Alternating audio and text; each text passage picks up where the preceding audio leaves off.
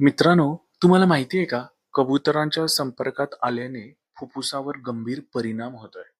तुम्ही गेली काही दिवस पेपरला आणि टीव्हीला पाहत असाल, की काही गोष्टी आता कोर्टापर्यंत सुद्धा गेलेल्या आहेत.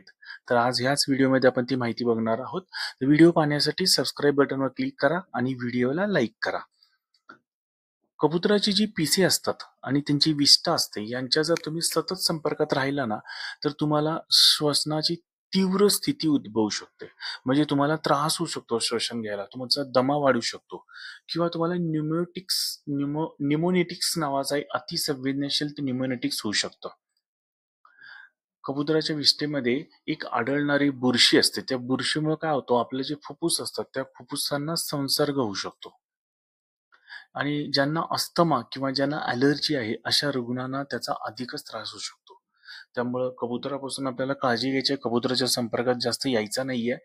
तर तुम्हाला व्हिडिओ जर आवडला असेल, तर व्हिडिओला लाईक करा आणि तुमच्या मित्रांच्यात शेअर करा.